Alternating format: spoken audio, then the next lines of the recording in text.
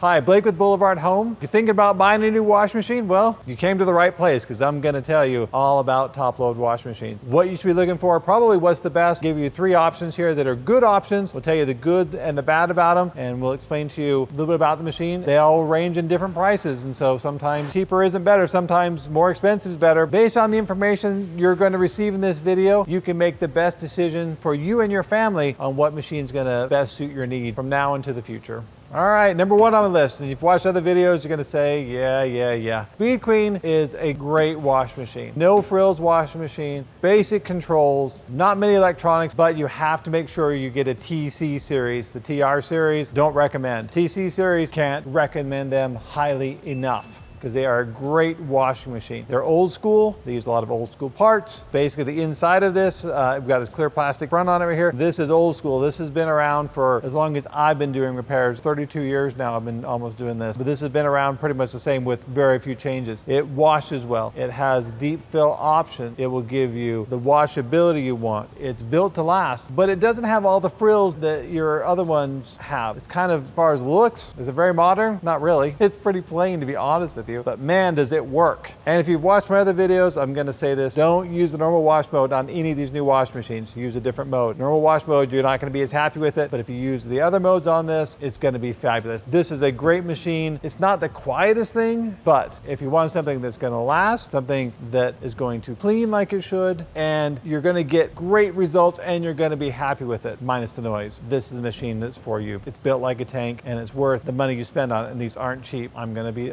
straight up honest, they're not cheap, but they have the warranty to back up this machine for at least 3 to 7 years, depending on what you buy. So if you buy a less expensive machine and you tack on a $300 warranty, so it's warranted for 5 years, are you really getting a better machine? So if this machine is out of your price range, and it is out of a lot of people's price range, let's talk about a few other machines that might be in your price range that are good machines for the money. Next wash machine on my list, this is what I personally own. LG builds great washers and dryers. They really do. They are sleek, they look good. As long as you don't use the normal cycle, they clean well. They are a little bit on the tech savvy side, so you have to have a little bit of technical knowledge to run these machines. I know that's gonna sound funny. Yeah, they have the basic stuff. You can fill it up, you can press start, you can do all this stuff. But if you really want to get into the meat of this machine, you have to have some savviness to running these machines, because there's a lot of options on this. Having said that, they come in a couple different models. They have impellers and they have agitators. Agitators are always better than impellers. Straight up, they're great washing machines. Now, as far as how they're built pretty well for the most part. Now, they have a bunch of different wash systems underneath them. So they're very similar, but they are different depending on the model you get. Do I see failures with any of them? Not really with the wash system. They're pretty solid, works pretty good. I really don't have a problem with it. I've had mine for a couple years now. I really like my machine a lot. Now, I mean, there's a couple things that does some annoying things on it. So what? The machine operates beautifully. It looks great. It runs great. So if you are tech savvy, you like LG and like the modern look, this is a machine I would definitely go with for you, because it is a very solid machine. But again, I would definitely look for one with an agitator. Don't think twice about buying LG, because it's a great product. So as far as models with the LGs, I'm gonna be straight up honest with you, saying, well, gosh, which models do you recommend per se? That's a tough thing with the LG, because they have so many different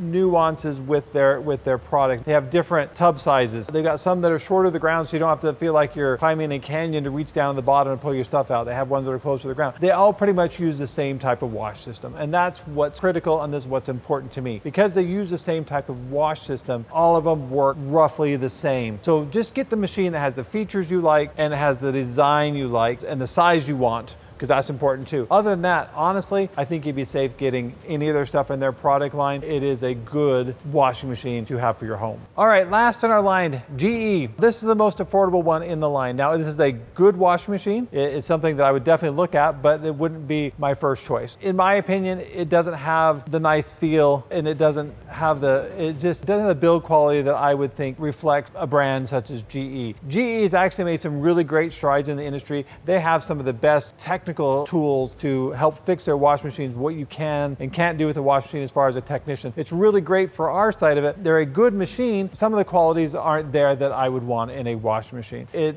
has nice, simple controls on it. The wash systems vary just a little bit between this one and like a profile. Now, some of the machines have the ability to get into the profile line, and some of the higher end GE lines, you do have an app that's called Smart HQ, where you can get into the app and take full advantage of it. It gives you a lot of great information. You can download software updates and stuff into it. These machines are kind of almost a hybrid. They're kind of a little old school, a little bit of new school, and they try to kind of blend them together. And they do a fairly good job at it. I mean, there are things that I think that they could improve, but they are definitely working in that direction. So if you have this machine, if you have a second home, this would be great for a second home or for an apartment. It is a little noisy compared to some of the other machines, but it does work. I've given you some choices here. I would definitely look at the other brands before maybe purchasing this one. But this is the most affordable, so don't shy away from this machine. It's also a good machine. I hope this video has been informative. I've given you a lot of good information about these washing machines. I hope that helped you make your decision process easier when going to purchase these machines. But these would be the ones that I would recommend. Basically,